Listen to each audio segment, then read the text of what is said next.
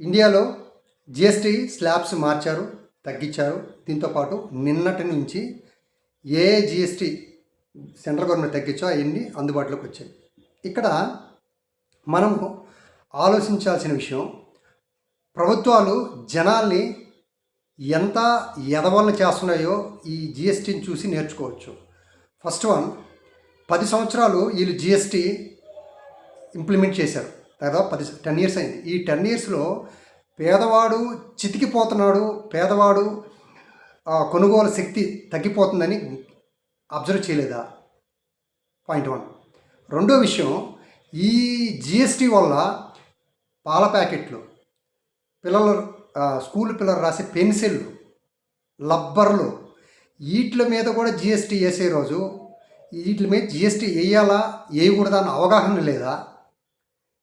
సంస్కరణ చేయలేకపోయారా? లేదు ఈరోజు ఏదో బీహార్ ఎలక్షన్స్ వస్తున్నాయి, లేదంటే బీజేపీ డౌన్ఫాల్ అవుతుంది దేశంలో అనుకొని తగ్గించారా?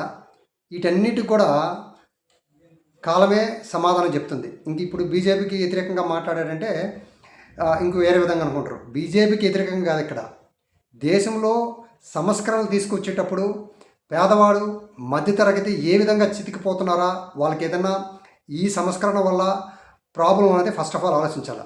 అది లేదు. రెండో విషయం, ఏదైతే పెట్రోలు మరి ఎందుకు జిఎస్టీలోకి తీసుకురాలేదు? ఏ రాష్ట్రం ట్యాక్స్ ఆ రాష్ట్రం, మరి మన ఆంధ్రప్రదేశ్లో అయితే దగ్గర దాపు 110 రూపాయలు పోతుంది. దీనికి ఎటువంటి వీటికి ఇవన్నీ తగ్గించినప్పుడు మనం సంబరాలు చేసుకోవచ్చు. కార్పొరేట్ కంపెనీస్కి వేల కోట్లు వ్యవహరించేశారు. పేదవాడు ₹1 బ్యాంకులో అప్పు అయితే ఇంటి ముందు కూర్చుంటారు. వీటన్నిటికీ ఎందుకు సంబరాలు చేసుకోవాలా? ఒక్కసారి ఆలోచించాల్సిన విషయం ఉంది. దాంతోపాటు ఎలక్షన్స్ వస్తున్నప్పుడు తగ్గిస్తారు, ఎలక్షన్స్ అయిపోయిన తర్వాత ఆటోమేటిక్ గ్యాస్ రేట్లు పెరిగిపోతాయి, పెట్రోల్ రేట్లు పెరిగిపోతాయి, అన్నీ